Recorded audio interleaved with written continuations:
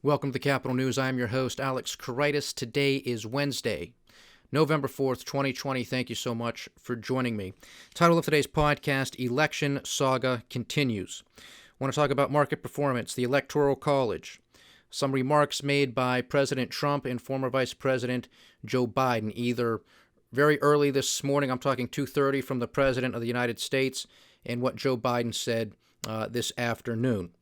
I really want to make the bulk of this discussion today about structural issues. I don't want to get into the weeds with this election. We're getting one of these two candidates. It's anybody's race, even though those avenues for the president to win re-election are narrowing. This is not a surprise to us here at the Capital News, but as I have been stating here for quite a while, there is no question that the President of the United States can win re-election, and he still has an opportunity to do so. An inside straight he pulled back in 2016. He's going to have to do a little bit better this time. It's going to have to be a royal flush, but that is still in the cards, and we're going to get to some of that here shortly with respect to the Electoral College and where things stand right now. But I want this audience to understand that despite what happens, despite who wins, this is not about the party. This is about the country. This is not about the man, Joe Biden, or the man, Donald Trump. This is not about the Democratic Party or the Republican Party. This is about the United States of America, and I hope that the people of this country start to wake up and put their country ahead of their party. People in this country want to win at any expense. That is what has happened because we have put our parties before our country. It doesn't matter what the issue is. It doesn't matter if you prove to be a hypocrite. It doesn't matter. As long as your guy wins, all is right in the world, and that is simply not true. Yesterday, I spoke about how we are losing the essence of life in this country and in many other parts around the world, where we turn everything into some sort of commodity. We turn our homes into commodities, financial assets, as opposed to a place to live your life with your friends and your family and your neighbors. This is tragic. Your 401ks, your retirement plans, your stock portfolio, what have you. As long as it's going up, you don't give a damn why. It doesn't matter if it's because the Federal Reserve and other central banks are printing money like it's going out of style. Couldn't care less. Doesn't matter if they're being rigged by the banks, by politicians. Couldn't care less. Doesn't matter if it's because of shady deals or shady business practices because of corporations or using certain types of labor and poor labor practices around the world and other countries. Couldn't care less as long as it's going up at any expense. And unfortunately at this juncture, because this hasn't just happened, we have been on this path for a long time, this is not getting any better anytime soon, is the point I want to make. We have been on this track for a long time. The moral decay, the social decay, political and economic decay. This did not happen overnight. This did not happen over the past 4 years with Donald Trump. He is a symptom of these underlying structural issues. It is simply coming to a head right now. We've been spotting this a mile away. The protests, the riots, people fed up with the system, and rightly so. Rightly so. The expense, of course, getting back to that, the expense is this country. Because nothing is free. There is no free lunch. And your portfolio doesn't get to keep grinding higher and higher like it's free money at the expense of nothing. The expense is this country. So some of the structural issues, I'm not going to start off with this. We're going to get to it. But just a list of things that I want to note, because I know I bring up that word all the time here, the structural issues.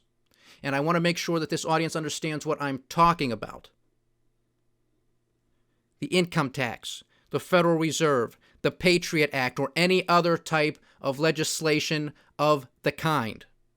The Snowden files, where we understood and learned the merger between big business, big tech, and our government. Whether it's Apple, Facebook, Google, Microsoft, Amazon, what have you, giving the government, through our intelligence agencies, a backdoor to our data to track us and to monitor us and to do God knows what with it. Okay, this is unconstitutional. But there you have it, as is the Patriot Act, as is the income tax, as is the Federal Reserve. You get it? You understand why these are structural issues in a constitutional republic? And then once that was outed, what happened? Absolutely nothing. The government, attacked Edward Snowden. Not this unconstitutional practice. They attacked the whistleblower. Then we had the FinCEN files, which has come out. We talked about this the past couple months. This is in respect to the Treasury Department in those suspicious activity reports, those SARs, with how financial institutions have to flag suspicious activity due to money laundering, which could come from anywhere. Human trafficking, drug smuggling, arms smuggling, you name it. Any type of illegal activity needs to be flagged. Ponzi schemes. And what happens to those financial institutions? Absolutely nothing. They get deferred prosecution agreements, a slap on the wrist. CEOs, CFOs, COOs, members of the board, nobody goes to jail. They themselves don't pay any fines. The shareholders pay the fines. And they continue with these practices. This is a two-tiered justice system, which is also another structural issue. That's just an example thereof. The military-industrial complex is a structural issue. And we were warned about this 60 years ago from President Dwight D. Eisenhower, during his farewell address to the nation. And this isn't some type of liberal sissy or pansy snowflake talking about, oh, the military, blah, blah, blah. This is a 5-star U.S. Army general who helped lead this country to victory in World War II, warning us about a growing military-industrial complex that is going to enter the bloodstream of this nation. It's going to infect it, and that is exactly what has taken place. And now we stand at a budget for the Defense Department and the wars that we're spending this money on at $700 billion.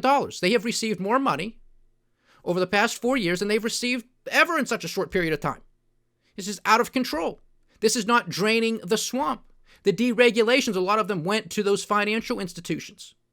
And now they are back playing the same tricks that they played back before the housing crisis. Does this sound good to you? Does this sound like draining of the swamp? No, because it is not. These are the structural issues that exist, and they are not discussed by anybody. And then, of course, just simply, too much power exists within our government. And if there's too much power in the hands of the government, that means there's too little freedom and too little liberty in the hands of the people. People view their guy, Trump, Biden, Obama, Bush, Clinton, whoever, as their savior. That is not how our government is or was structured. The presidency is not a dictatorship. It's not a monarchy. This country belongs to the people. The presidency is not a panacea. We have problems. We're supposed to solve them, not politicians. So when we abdicate our power and hand it off to our politicians, who don't give a damn about the people, they give a damn about enriching themselves and those closest to them, well, what do you expect? Again, this did not happen overnight. This has been a long, drawn-out process, but here we are. This is the slow boil of the frog. And now we're getting cooked. And it should be readily evident and apparent to anybody who has eyes and ears and is simply paying attention. Because the Republicans think a Republican president can save us. And then Democrats think a Democratic president can save us. It's not how it works. Can't go in there and just legislate with the pen, because it's not how it works. A system of checks and balances, and thank God for our founding fathers. Because despite the fact that our Constitution has been shredded and trampled upon, it does still exist. It does still breathe some air. There are still enough people in this country who understand it and will take some of these issues to court to have constitutional rights, our human rights, defended. But it's slipping, and it's slipping by the day. And nobody wants to talk about it. because they're more concerned with winning than they are the country. And this has to stop. Market performance.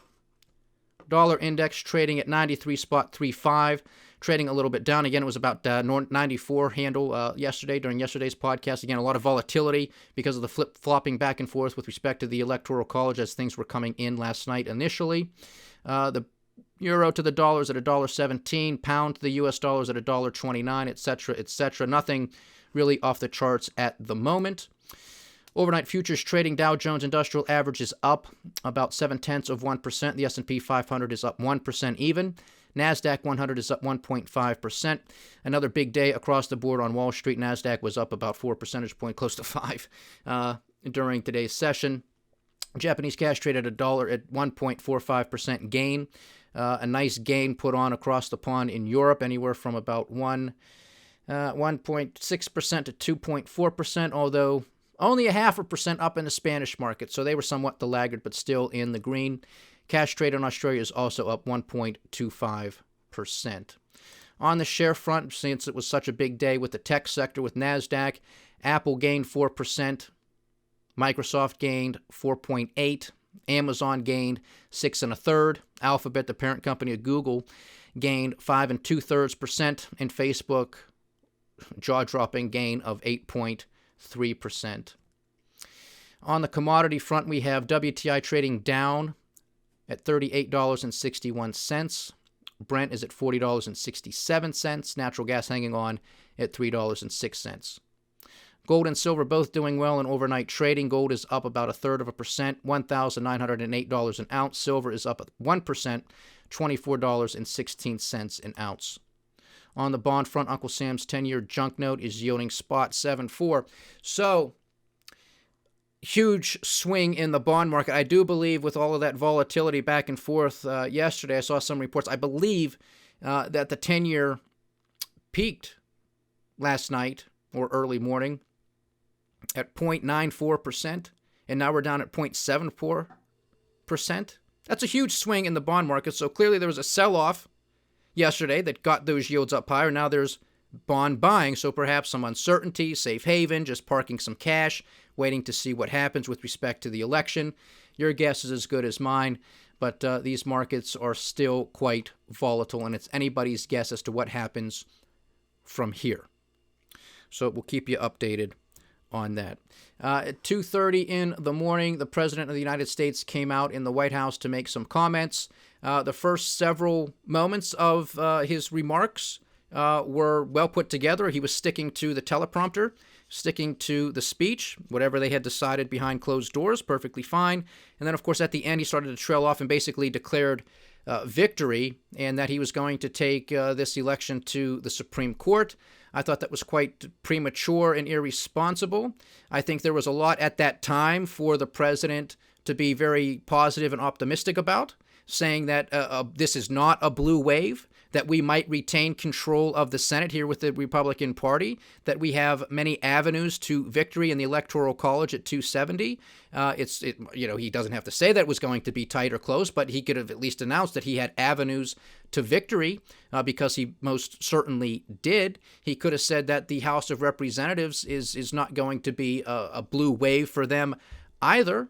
I mean, he had a lot of talking points that would have been positive and optimistic. I mean, you have a former Republican senator from the state of Pennsylvania who, believe me, is no middle of the roader on most issues here, very staunch Republican, and supports the president, and Rick Santorum. And he did not like what the president said last night. Chris Christie, a friend and ally and a debate coach or debate prepper with the president this year, he denounced those remarks. Flipping through the stations on Fox News, several people throughout the day was saying that was not the smartest thing to do and should not have been done, and it shouldn't have been. He had a lot to go to be positive at that time. And once again, the president proves to be his own worst enemy. If the president could keep his mouth shut and stop the tweeting and just had maybe more of a message of unity as opposed to simply blaming the Democrats for everything that ails this country, he would have won. This race probably would have been called by now. I believe that. But he cannot get out of his own way. And maybe, because of what's going on, how close it is, maybe he's finally realizing that. But will he change his ways? No, I don't think that he will. The leopard's not going to change its spots. And then this afternoon, Joe Biden comes out and says, well, I'm not going to declare victory, but we clearly have a path to 270. And once the votes get tallied up, then we're going to get there. And then one of his idiot lawyers comes out and makes the claim that they're basically declaring victory. Now, that's his lawyer. That's not Biden. That's a little bit different. But still, the Biden campaign came out and denounced Trump's comments last night. And then some idiot within their campaign comes out and makes the same statement. This is the point that I am making. The structural issues, the hypocrisy, the ridiculousness, the circus. Do you get it? Some of you do. A lot of you don't. Because you're still putting your party above your country. People can't talk to each other. The fact that we don't have a red wave or a blue wave, at least not in large numbers, is somewhat evident, of course, that this country is divided, which is a no-duh moment. Of course, everybody knows this. But it might also be some sort of crying out by the American people to our elected officials, start working together for the betterment of the country, not for the betterment of your political careers and of your respective parties. Because if you have gridlock, then you have some checks and balances. It's not a rubber stamp from the Republicans or from the Democrats. Get together, work together, compromise, come up with some good ideas if you can. Well, unfortunately, they don't come up with the greatest of ideas, but at least the country, I think, is crying out for some type of bipartisanship here. Or perhaps, maybe, it's just simply divided and we are on the verge of something very, very nasty. And it could be a combination of both. We will have to wait and see what happens. But at least, again, Biden was calling for unity, calling for the temperature to be lowered.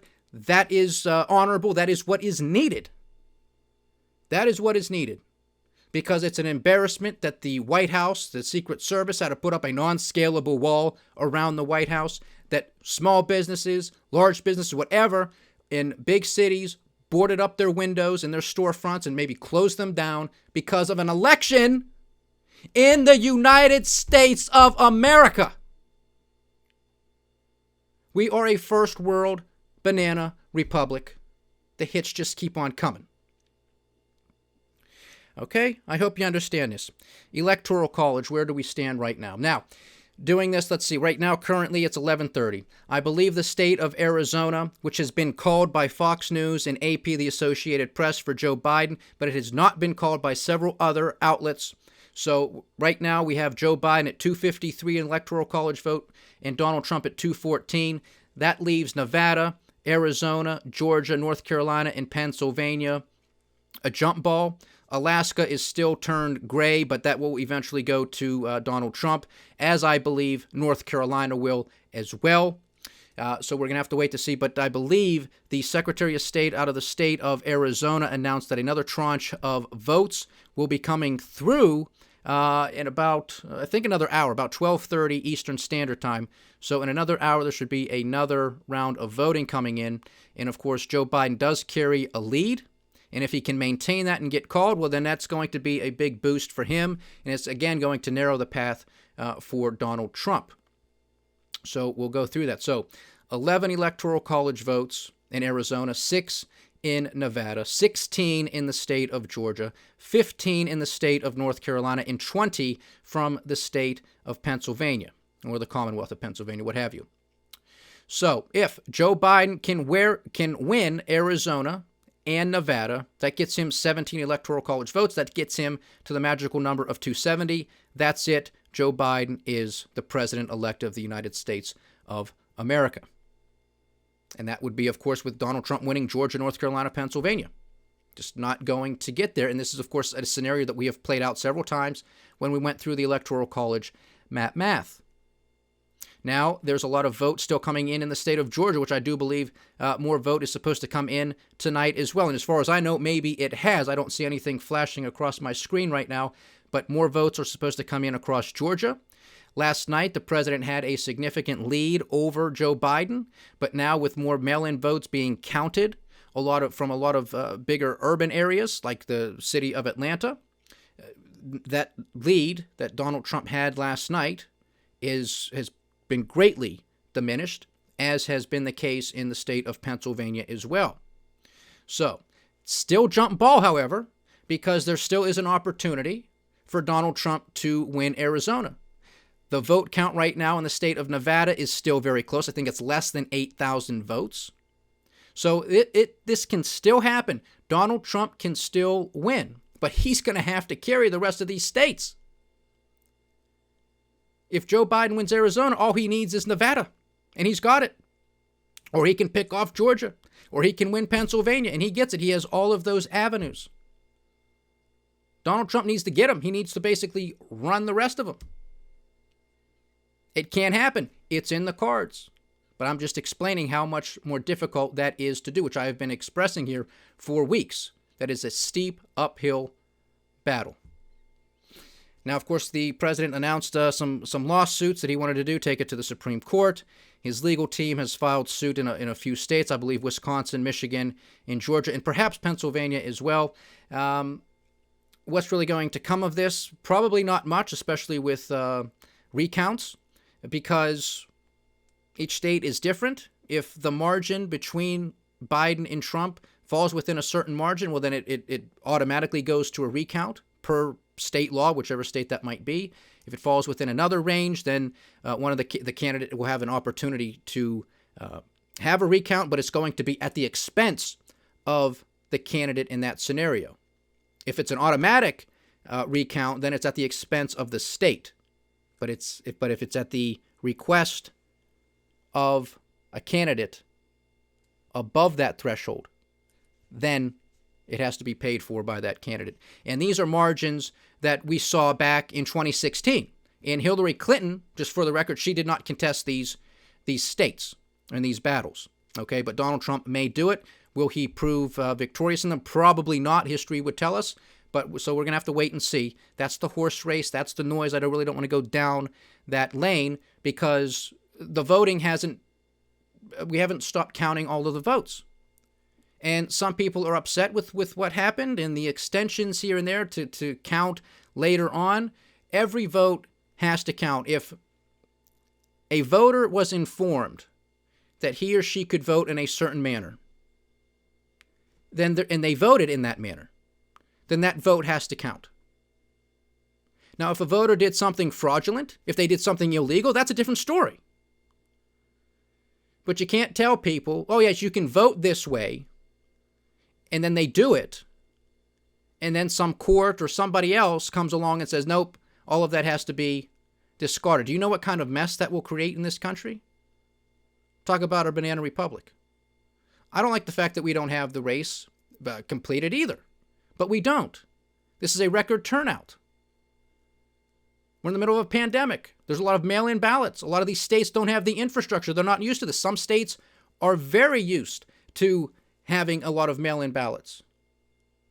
And a lot of states are not.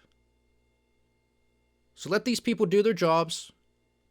Let these votes count, and we shall see what happens. I just ask for calm as well, and I just ask that people can put the country ahead of the party and focus on those structural issues, because that's what needs to be addressed. There needs to be more freedom in the hands of the American people and less power in the hands of our government. That's where it starts. It shouldn't be that difficult, but for some reason it is. So I want to read some of my article, or my letter, I should say, that I wrote back in the end of March of this year, Representation and Recourse. I know many of you have read it. I thank you for doing so. I know many of you have listened to the podcast where I took the time to read it. But it's been several months, and I think this talks about a lot of those structural issues, so I want to read some of it here to you. And again, this was a letter that was submitted to my congressmen and to my senators. I have written to you in the past, as well as to the White House, warning of the economic and financial stresses that lie ahead and that which we are in the midst of. These warnings were written well before the onset of COVID-19 and were largely ignored.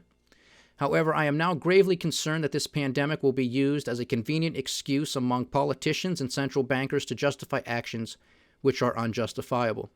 While COVID-19 may be of serious concern, it is not the cause of the economic and financial hardship that is surely to ensue. Rather, it has been the generational policies that have been adopted and implemented by our government, the Federal Reserve, and those of other countries the world over.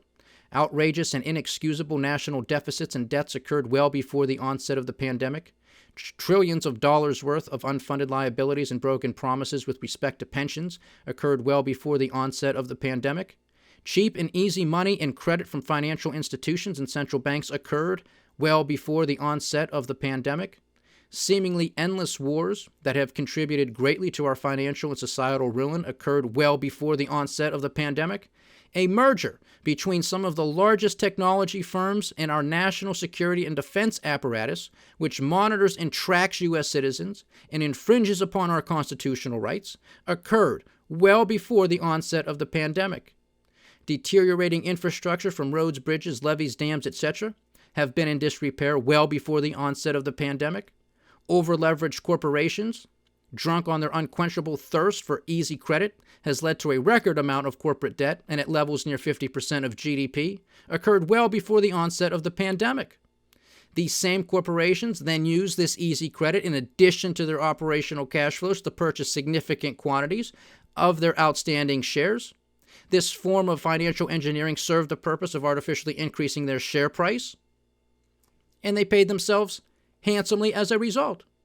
And as a result, many executives of these companies were paid extremely well for the, quote, great performance in share price. All of this occurred well before the onset of the pandemic. Now, in light of the pandemic, many of these various companies that squandered their easy credit, their cash flows, and even the reputations of their respective companies now come on bended knee to ask Washington, meaning the U.S. taxpayer, to bail them out. The total sum of which is not likely to be known for some time. However, what is known is that our government, including the President of the United States, appears ready and willing to bail out one industry after the next.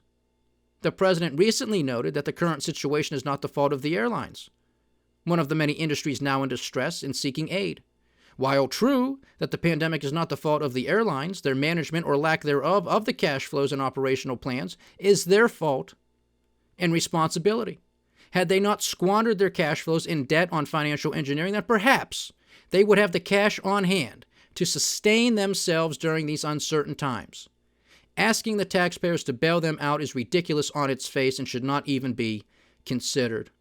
When will these bailouts end? Boeing is lining up for $60 billion, and I suggest you investigate their share buyback program as well.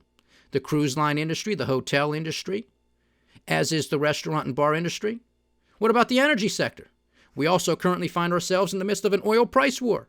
We'll take a look at the indebtedness of our energy companies, many of which are rated junk, and ask yourself how long they can sustain themselves with their debt loads, operational costs, and commodity prices at multi-decade lows. Their indebtedness also occurred well before the onset of the pandemic.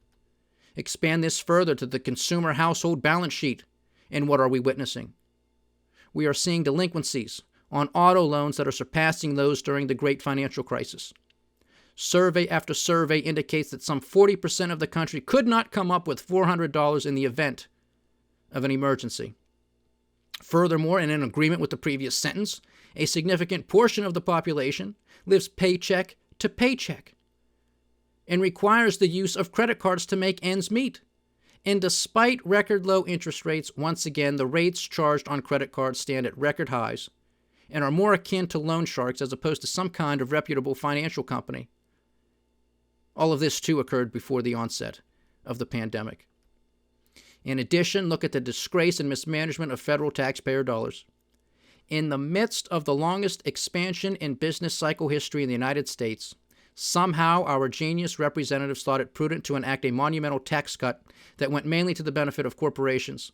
And this is indicated by the low amount of corporate taxes collected, which when at these levels typically indicates the country is in or nearing recession. Now, tax cuts are fine, granted that the other side of the ledger, meaning spending, is also cut. This did not happen, and as such, we now face trillion-dollar deficits. during a time when we are told by our president and many others in our government and business communities that this is, quote, the greatest economy of all time, end quote, which is laughable and completely not true. A nation does not incur trillion-dollar deficits in booming times.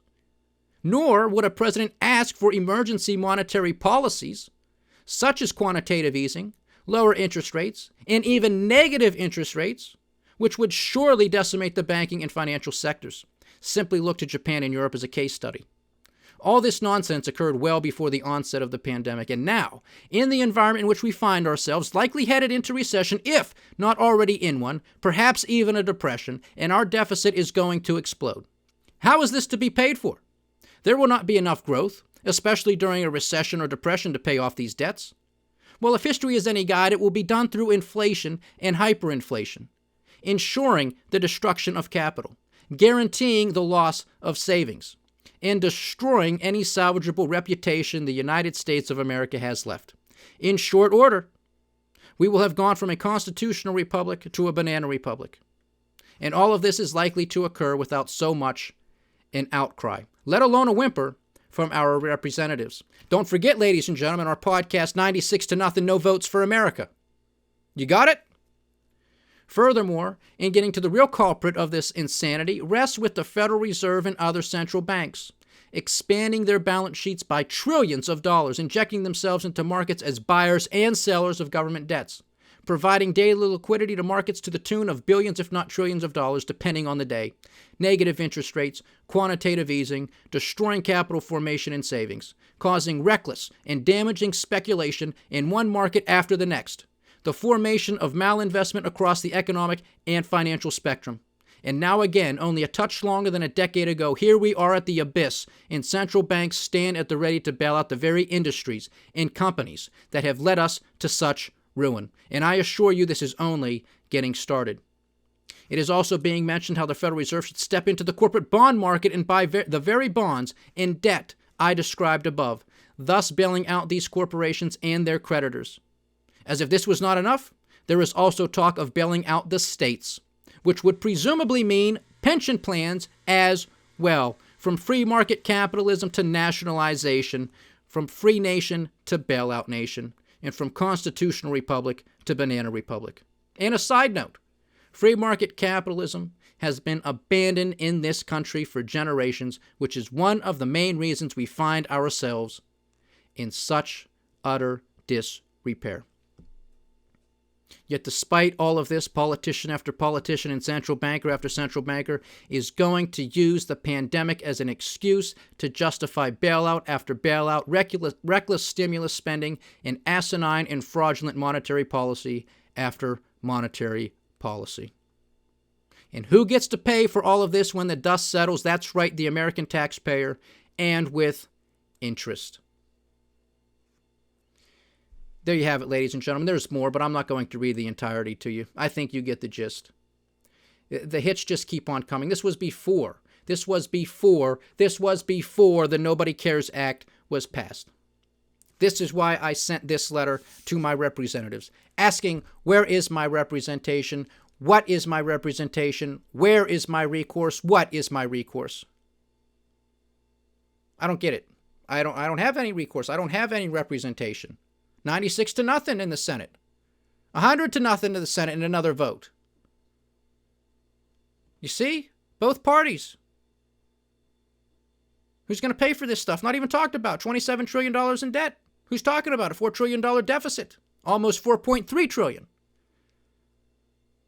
And now you have Mitch McConnell, who won re-election, saying, oh, well, after we figure this out with the presidential stuff, yeah, we'll probably talk about more stimulus again. Fantastic. What's it going to be? Another trillion, trillion and a half, $2 trillion? What's the number going to be? We don't have it. Spent several $1 trillion, and this is where it got us. And now they want to pile on more. And more banks around the world are talking about negative interest rates, central banks, digital currencies. What does this mean? Who has a say in this? Are they just going to do it? Does this get a vote to the people? Or are they just going to do it? These things matter. These will turn into structural issues. These are part of the structural issues. and without a whimper from the American people or most anybody else. It's just going to carry on. Because as long as the Conservative Party or the Liberal Party or the Labor Party or the Republicans or the Democrats, whoever wins, that's all that matters. So, the election saga continues. Stay diversified, stay vigilant, and stay with the Capital News. I am Alex Koritis. Godspeed.